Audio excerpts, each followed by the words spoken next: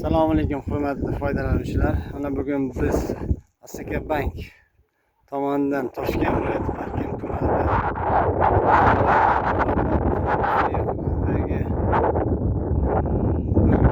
bir mahsulot tamoyili asosida yetishtirilayotgan uzum maydonlariga keldik.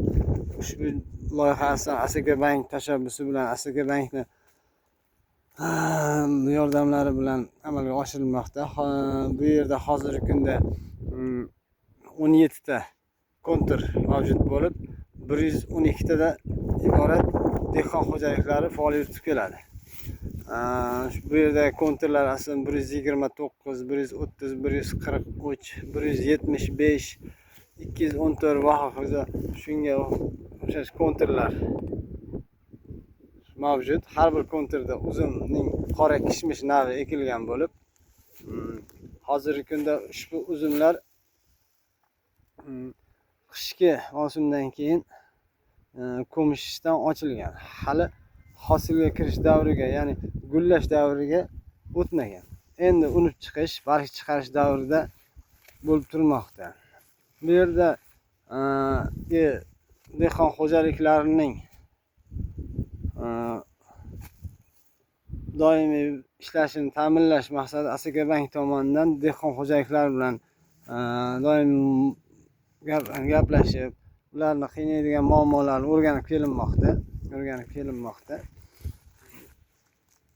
Dehqon xo'jaliklariga bank hisobidan homiylik yoki bo'lmasam kredit mablag'laridan yordam berish to'g'risida tushuntirishlar olib borildi shu kungacha. Endi dehqon xo'jaligidan olinadigan daromad hisobga oladigan bo'lsak, ushbu joydan umumiy qiymatda 8 tonnadan oshiq uzum olish imkoniyati mavjud.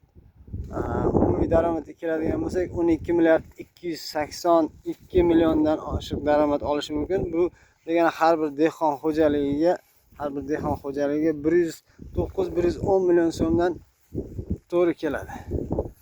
Mana shu hosillarni nesnobsiz yetishtirib, yig'ib olish maqsadida Asaka Bank doimiy ravishda dehqon xo'jaliklarga yordam berib keladi.